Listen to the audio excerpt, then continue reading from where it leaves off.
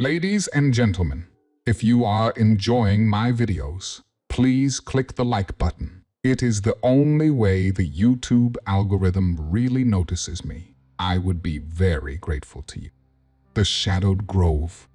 Scary story published by Scare Fiction. Read for you by Scare Fiction. Chapter 1. Whispers in the Redwoods. The California sun, a fiery orange ember sinking behind the jagged silhouette of the redwoods, cast an eerie glow on Maya's phone screen. She scrolled through a forum thread titled Fernglade, "Don't Go There." Her fingers hovered over the keyboard, ready to type her response, a cocky retort that would solidify her online persona as the fearless explorer. Across the crackling campfire, Ethan, a park ranger, with a face creased by worry lines deeper than any redwood bark, watched her with a stoic intensity. Unlike the usual gung-ho guides Maya enlisted for her adventures, Ethan exuded a quiet strength, his silence a stark contrast to the incessant chirping of crickets. "So, Maya," he finally spoke, his voice a low rumble. "You sure about this Fernglade thing? Heard some unsettling stories." Maya slammed the phone down a little too hard on the picnic table. "Come on, Ethan. Everyone loves a good ghost story around a campfire," she scoffed, a touch too loudly. The flickering firelight danced in her hazel eyes, revealing a hint of nervousness she wouldn't admit to. The unsettling quiet of the redwoods seemed to amplify every rustle of leaves, every snap of a twig. Stories of disappearances and chilling whispers clung to the glade like morning mist, and for the first time in her career, Maya felt a prickle of unease crawl up her neck. "Look," she said, forcing a smile, "I've got thousands of followers back home, waiting on the edge of their seats for the latest Fearless Explorer adventure. Exploring the haunted Fernglade? Now that's clickbait gold." Ethan chuckled, a dry, humorless sound. "There's more to these woods than clickbait, Maya. More than you bargained for." He paused, staring into the flames, his jaw clenched. "If you're dead set on this, fine. We'll go. But after dark, that's pushing it." Maya's smile widened, genuine this time. "Absolutely," she chirped, the competitive fire rekindled in her eyes. "The best spooky stories happen under the cloak of darkness, right?"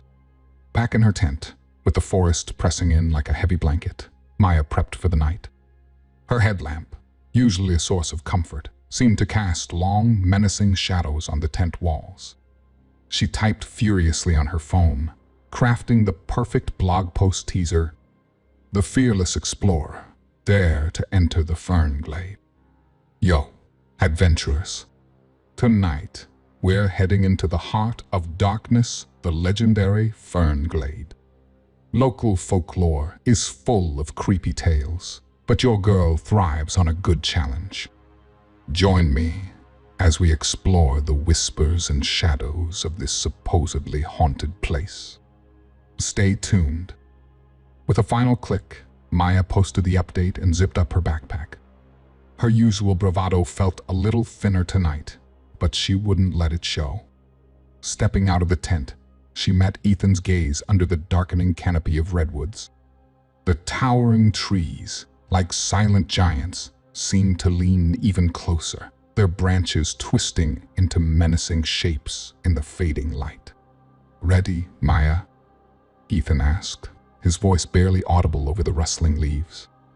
Maya took a deep breath, the crisp night air biting at her lungs. "Let's do this," she said, her voice a touch louder than necessary. As they ventured deeper into the ancient forest, the silence pressed in, broken only by the occasional snap of a twig underfoot. Maya switched on her headlamp, its beam cutting a pale cone through the thick darkness. A shiver danced down her spine, not entirely from the cool air. Somewhere deep within the labyrinth of redwoods, a sound stirred. A whisper, carried on the breeze, seemed to brush against her eardrum. "Just the wind," she told herself. Just the wind. But tonight, in the heart of the fern glade, the wind seemed to whisper a chilling message. You shouldn't be here. Chapter 2. Lost in the Labyrinth. The whisper, barely audible over the rustle of leaves, sent a jolt of ice down Maya's spine. It wasn't the wind. No wind carried such a distinct, mournful tone. She gripped the strap of her backpack tighter, the beam of her headlamp carving a shaky path through the dense undergrowth. Ethan, a silhouette a few paces ahead, stopped abruptly. "Did you hear that?" he asked, his voice low and tense. Maya swallowed hard. "Just the wind, right?" she offered, but the tremor in her voice betrayed her. The silence that followed seemed to amplify the sound of their own breathing. Towering redwoods, their bark like ancient weathered stone, cast long, grotesque shadows in the gloom. The dense canopy overhead blocked out the last remnants of twilight, plunging the forest floor into an inky blackness. The air, thick with the scent of damp earth and decaying leaves, hung heavy and oppressive. Maya took another step, a twig snapping under her boot. The sound echoed through the stillness, loud and jarring. She spun around, scanning the darkness, her heart hammering against her ribs. Every rustle of leaves, every snap of a twig, sent her nerves on edge. "This place," Ethan muttered beside her, "it messes with your head."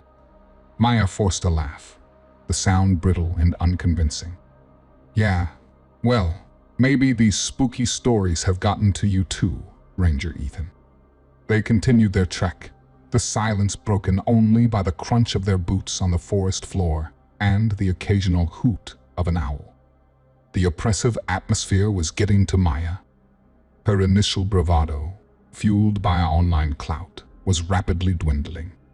Suddenly, a flurry of movement caught her eye. A dark shape darted through the undergrowth, just beyond the edge of her headlamp beam. Before she could react, a loud screech pierced the stillness, sending chills crawling up her arms. Ethan grabbed her arm, his grip tight. "Stay close," he whispered, his voice urgent. They pressed on, the forest growing denser, the path barely visible. The air grew colder, and a thick fog rolled in, swirling around them like a ghostly shroud. Visibility dropped to mere feet, the towering redwoods disappearing into a swirling white abyss. "We're lost, aren't we?" Maya whispered, a hint of panic creeping into her voice. Ethan didn't respond. He squinted through the fog, his brow furrowed in concentration. They walked for what felt like hours, the oppressive silence punctuated only by the unsettling chirping of unseen insects.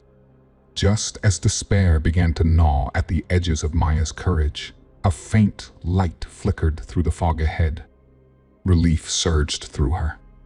A cabin, a potential refuge in the heart of this unsettling wilderness. As they approached, the outline of a weathered wooden structure emerged from the mist. The windows were dark, and the paint peeled from the walls in long, sad strips. A shiver danced down Maya's spine, but the alternative, wandering lost in the fog-choked forest, was far worse. Ethan pushed open the creaking door, revealing a dusty interior. Cobwebs hung from the rafters, and a faint, musty odor filled the air. Moonlight streamed through a broken window, illuminating scattered furniture and a collection of dusty bookshelves lining one wall. In the center of the room, a lone wooden rocking chair creaked back and forth, as if rocked by an unseen hand. Maya's breath caught in her throat. They were not alone. The rocking chair stopped abruptly. A low, mournful whisper echoed through the cabin, sending shivers down their spines. "Lost souls," it breathed, the voice barely a sigh. The hairs on the back of Maya's neck stood on end. This was no ordinary cabin. This was the heart of the Fernglade's mystery, and they had stumbled right into it. Chapter 3: Whispers of the Past. The chilling whisper hung heavy in the air, leaving Maya and Ethan frozen in place. Terror prickled at Maya's skin, a cold sweat forming on her palms. This wasn't part of the Fearless Explorer script.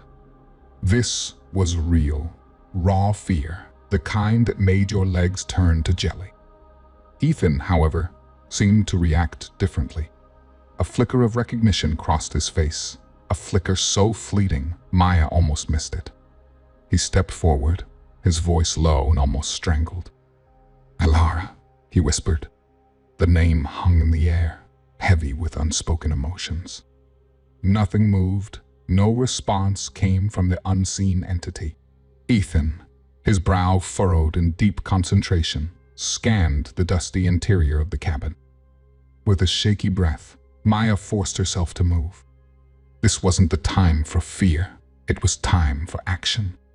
She used her headlamp to illuminate the room, its beam dancing across cobweb-draped furniture and overflowing bookshelves. In the corner, a dusty chest caught her eye. Pushing through a cobweb curtain, Maya gingerly opened the chest. Inside, nestled amongst moth-eaten clothes, lay a collection of faded photographs and leather-bound journals. Curiosity warring with trepidation, Maya picked up a photo. It depicted a young woman, her smile bright and carefree, her eyes sparkling with a youthful spirit. The caption on the back, written in a flowing script, simply read Alara, 1987. A cold dread settled in Maya's stomach. This was Alara, the woman Ethan had whispered to. Her gaze darted towards him, his face pale and drawn. He was staring at another photo, his body trembling slightly. Driven by a morbid curiosity, Maya opened the first journal. Yellowed pages, filled with a spidery handwriting, unfolded before her eyes. The entries spoke of a young woman, Alara, who had come to the redwoods seeking solace and adventure. She wrote of her fascination with the ancient trees, the feeling of peace she found amidst their silent majesty. But an undercurrent of unease ran through the entries. Alara described strange occurrences, unsettling whispers in the night, fleeting shadows glimpsed out of the corner of her eye. A growing fear of being watched, stalked by something unseen. The final entry was dated simply October 13. The words were frantic, scrawled in a desperate hand. Alara spoke of a darkness within the glade, a chilling presence that threatened to consume her. The last line, written in a hurried splatter of ink, sent a shiver down Maya's spine. "They are coming for me. I can't escape." Suddenly, a gust of wind swept through the broken window, extinguishing their only source of light. Cabin plunged into darkness, thick and suffocating. Panic clawed at Maya's throat. She felt Ethan stumble back, a choked cry escaping his lips. "Alara," he called out, his voice raw with desperation. A ghostly moan answered him, echoing through the cabin. This time, it wasn't a mere whisper. It was a sound of pure anguish, filled with a heartbreaking longing. A cold hand, spectral and insubstantial, brushed against Maya's arm. She screamed, the sound echoing off the damp walls. As quickly as it came, the hand vanished. A faint light flickered back to life, the moon shining through the window. Ethan was huddled in a corner, his face buried in his hands, his shoulders shaking with silent sobs. Dread clenched Maya's gut. Now she understood. The whispers, the chilling presence it was Alara, trapped in some ghostly purgatory. And based on Ethan's reaction, his whispered question, he knew Alara, knew her story. Before Maya could voice her questions, the temperature in the room dropped dramatically. A swirling mist materialized in the center, taking the form of a translucent woman, her features obscured by a veil of sorrow. It was Alara, but a spectral version, her eyes filled with an unimaginable despair. But this time, the entity didn't target Maya. It reached out towards Ethan, a spectral hand trembling in the air. And as Ethan lifted his head, his eyes wide with a mixture of pain and recognition, Maya realized the true horror of the situation. This wasn't just a ghost story. It was a tangled web of grief, guilt, and a past buried deep within the secrets of the redwoods. Chapter 4. Echoes of Loss. The spectral figure of Alara hovered before Ethan, her translucent form shimmering like moonlight on water. Her mournful gaze held a depth of sorrow that ripped at Maya's heart. But it was Ethan who bore the brunt of her presence. His face contorted in a mix of anguish and guilt, a silent scream trapped in his throat. The air crackled with unspoken words, a history etched in grief. Maya, a reluctant witness to their silent exchange, felt a chill crawl up her spine that transcended the sudden drop in temperature. This wasn't just a ghost. This was a connection ripped raw, a wound left to fester for years. Suddenly, Alara's spectral form contorted, twisting into an image of a young woman pleading for help. Her voice, a heart-wrenching echo, filled the cabin. "Ethan, why did you leave me?" Ethan flinched, his body convulsing as if struck. A choked sob escaped his lips, his eyes glistening with tears. He reached out a hand, his fingers trembling as they grasped at empty air. "Alara," he rasped, his voice raw with emotion. I didn't know." The accusation hung heavy in the air. Maya, piecing together the fragments of their connection, guessed there was more to the story. A secret Ethan had buried deep within himself, a secret that now, under the spectral weight of Alora's sorrow, threatened to consume him. Suddenly, the air grew thick and oppressive. The temperature plummeted further, making Maya's breath come out in white puffs. Alara's form solidified, her sorrowful gaze turning accusatory. "You left me alone in the dark. And now I'm trapped, forever lost, in this endless nightmare." Ethan slumped against the wall, his shoulders slumped into defeat. The accusation seemed to drain the life out of him, leaving him a pale shadow of his stoic self. Fear, a primal and cold dread, gripped Maya. Ethan, the one person she thought she could depend on, was crumbling.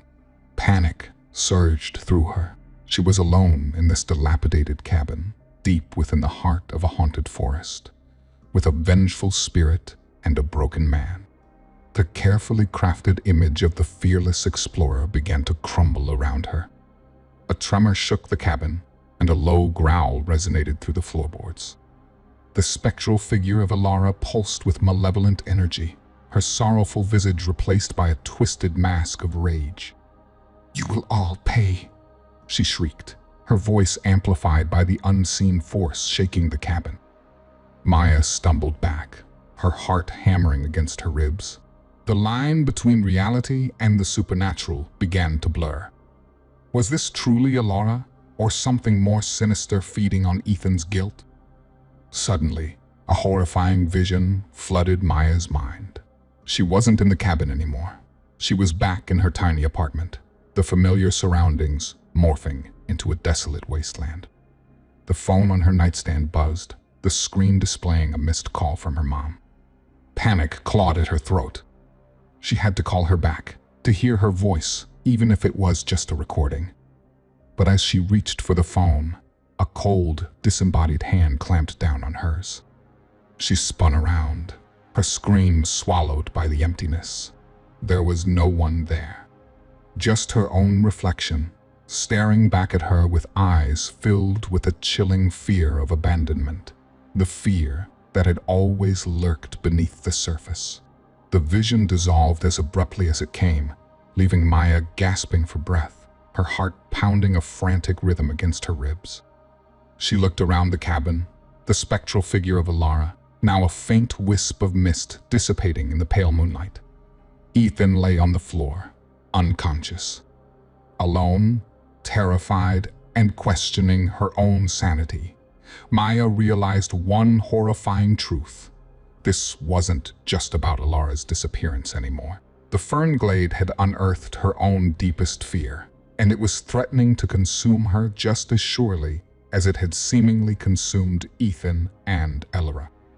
Chapter 5. Whispers in the Woods. The flickering moonlight cast grotesque shadows on the cabin walls as Maya knelt beside the unconscious Ethan. Panic gnawed at her. His breathing was shallow, his face pale and drawn.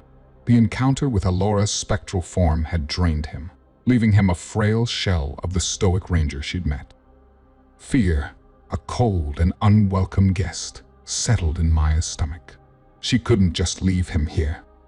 But venturing out alone into the heart of the fern glade, with the vengeful spirit of Elara swirling in the shadows, wasn't exactly her idea of a good time.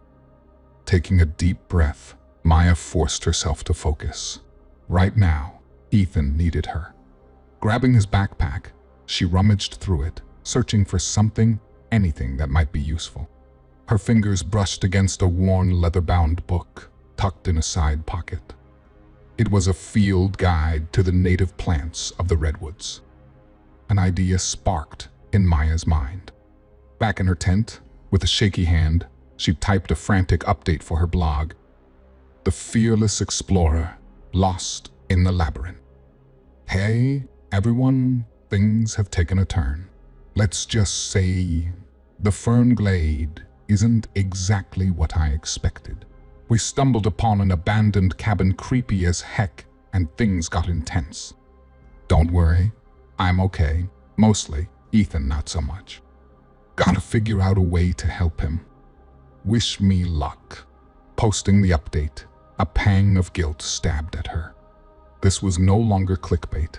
This was real fear, a desperate plea for help veiled in the guise of an online adventure. But what could she do? Her phone had no signal, and the park ranger station was miles away. Then, her eyes fell on the ranger's field guide. Remembering a podcast she'd listened to about Native American folklore, she flipped through the pages, searching for any mention of rituals or appeasement offerings. Her heart hammered with a frantic hope as she stumbled upon a section about the Spirit Gate, a sacred place within the redwoods, rumored to be a bridge between the physical and spiritual realms. The passage spoke of offerings, appeasement rituals, and the importance of maintaining harmony with the spirits of the forest. Could this be the key to helping both Elara and Ethan? Maybe a specific offering or ritual could calm Elara's vengeful spirit and allow her to find peace.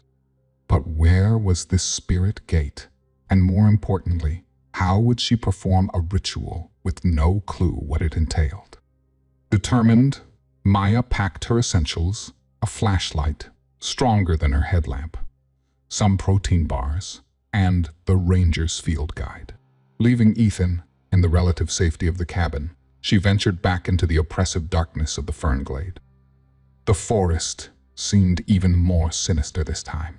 Every rustle of leaves sounded like whispering threats, every creaking branch a harbinger of unseen danger. Following the ranger's cryptic descriptions in the field guide, Maya searched for specific landmarks: a towering redwood with a lightning scar, a hidden stream with water the color of jade. Hours blurred into what felt like an eternity. Exhaustion gnawed at her, and the fear gnawed at her sanity. Just as she was about to give up, her flashlight beam caught a glimpse of something unusual, a circle of white stones nestled beneath the massive roots of a towering redwood. Could this be the Spirit Gate? Hope surged through her, battling the ever-present dread. Looking closer, she noticed a faded carving on one of the stones, a spiraling symbol that seemed to echo the whispers in her mind. This was it. This had to be it. With trembling hands, Maya pulled out a pen from her backpack and started frantically copying the symbol into her notebook, praying it might hold the key to appeasing Elara and saving Ethan. Chapter 6. A Whisper of Hope. Moonlight dappled through the canopy, casting an ethereal glow on the circle of white stones nestled at the base of the ancient redwood. This The spirit gate was Maya's last shot.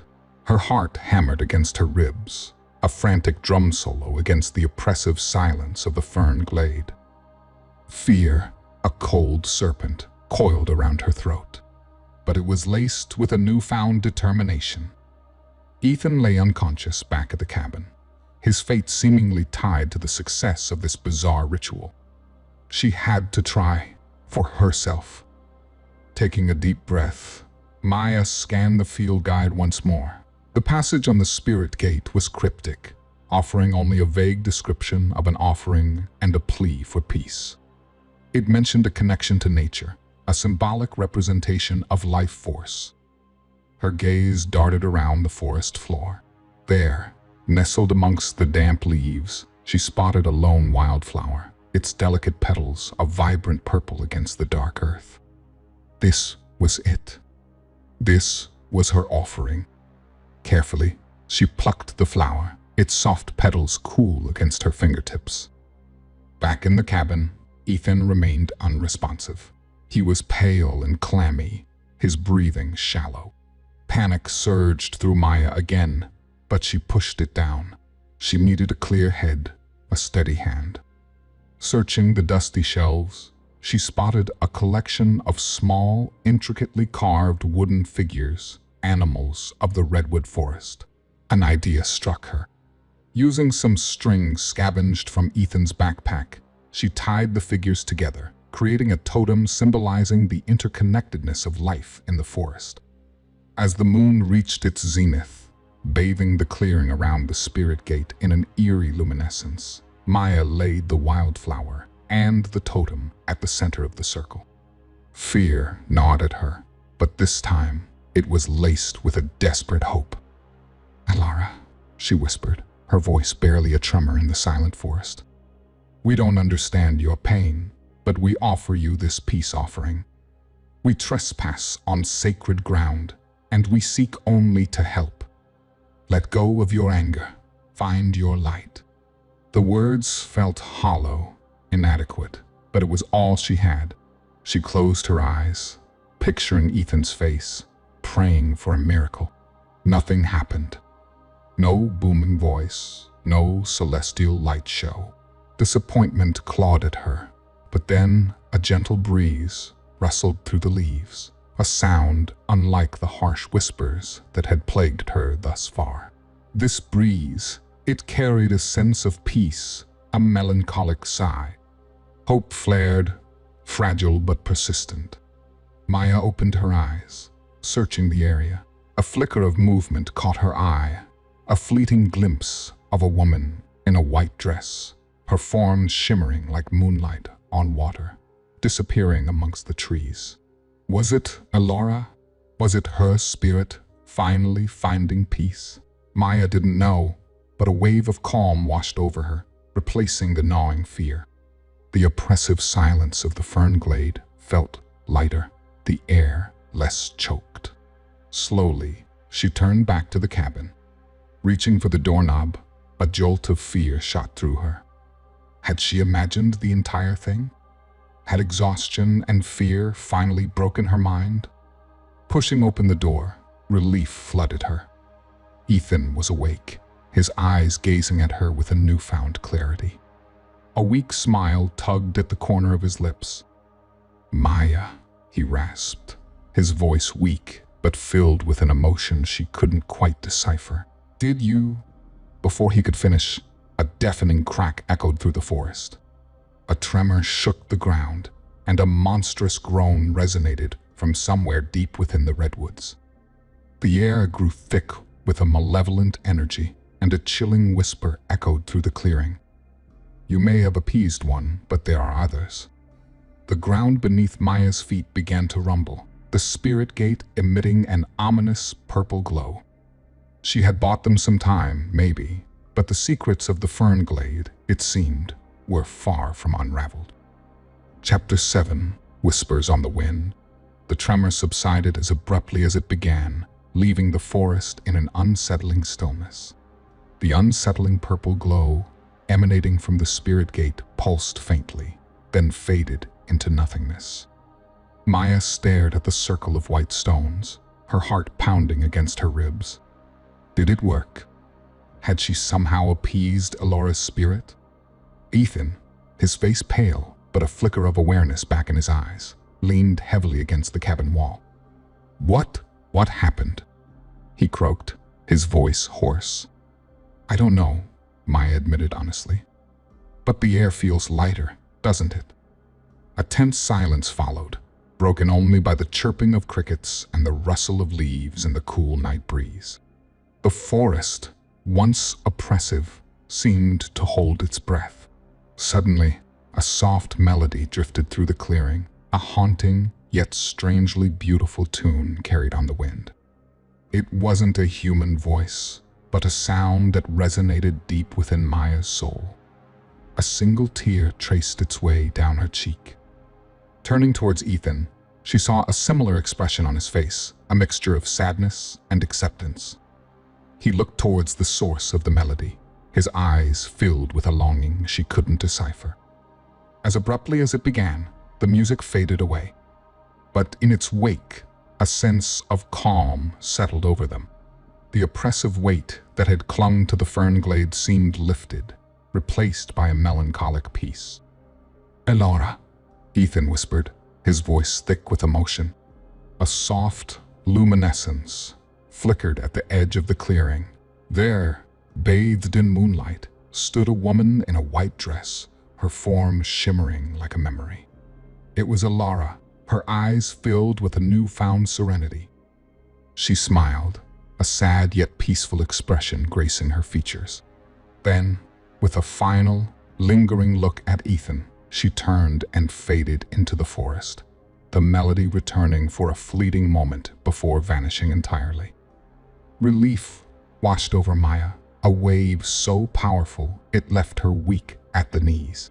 Elora was finally at peace, but a nagging doubt remained. Had they truly appeased the restless spirit, or had they simply awakened something else, something far more sinister that lurked beneath the surface of the fern glade? The unsettling crack from before the ritual echoed in Maya's memory. What had caused it? And what did the chilling whisper, "You may have appeased one, but there are others," truly mean? The experience had changed Maya. The bravado of the fearless explorer had been chipped away, replaced by a newfound respect for the unseen forces that resided in the natural world. She had faced her own fear, her own vulnerabilities, and emerged on the other side forever altered. As dawn painted the sky with streaks of pink and orange, casting long shadows through the redwoods, Maya and Ethan emerged from the cabin.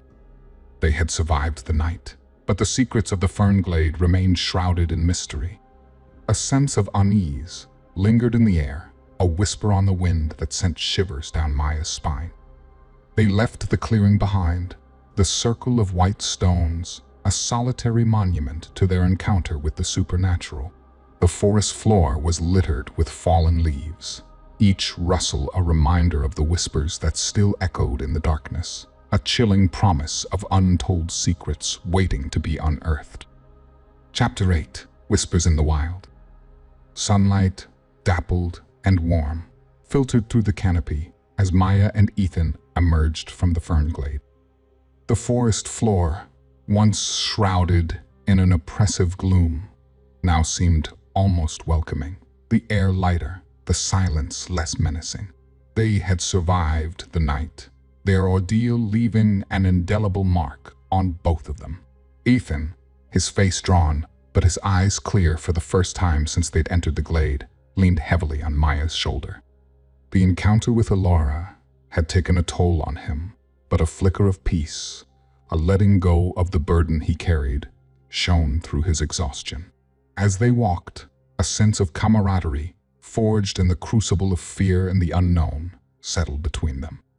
The brash, fearless explorer and the stoic ranger were gone, replaced by two individuals humbled by their encounter with the mysteries of the forest. Reaching the edge of the glade, Maya pulled out her phone, a signal bar finally appearing like a beacon of normalcy. She typed a final blog post, her fingers trembling, not with fear, but with a newfound respect for the power of the unseen. The fearless explorer, whispers unbound. Hey everyone, Maya here. I don't even know where to begin. The fern glade, it wasn't what I expected. It was terrifying, beautiful, heartbreaking, and real. There are things out there, forces we don't understand. We made it out. Barely. Ethan, well, you'll hear his story another time. But one thing's for sure, this experience changed me. It stripped away the bravado, the thirst for clicks. There's a power in these ancient places, a respect we owe to the spirits that dwell within. Did we appease Alara? I don't know. Maybe, but the whispers, they still echo in my mind. A reminder that there are secrets the forest holds close, stories yet to be unraveled. This might be the end of my fern-glade adventure, but it's the beginning of a new respect for the wild, the unseen, and the stories whispered on the wind. Posting the update, Maya took a deep breath. The weight of the experience, the lingering unease, was a heavy cloak. But it was a cloak she would wear with caution, a reminder of the night she confronted not just a restless spirit, but the whispers within herself. As they walked back towards the ranger station, a gentle breeze rustled through the leaves. A sound, familiar yet unsettling, reached Maya's ears, a faint whisper carried on the wind. It was the same chilling voice she'd heard in the cabin, the voice that promised there are others. Ethan stopped abruptly, his face pale. He turned towards the source of the whisper, a flicker of recognition crossing his eyes. A secret, a darkness he hadn't shared, seemed to stir within him. Maya gripped his arm, her heart pounding against her ribs. Was the ritual just a temporary truce? Had they awakened something far more sinister that lurked beneath the surface of the fern glade? The answer, like the whispers themselves, remained elusive, carried on the wind, a chilling promise of mysteries yet to be unraveled. As they walked away from the silent forest, the image of Alara's peaceful farewell lingered in Maya's mind. But it was the unsettling whisper that echoed loudest, a reminder that the true horror might not reside in the vengeful spirits of the past, but in the darkness that lurks within the human heart. The whispers in the wild, it seemed, were a chilling reminder of both.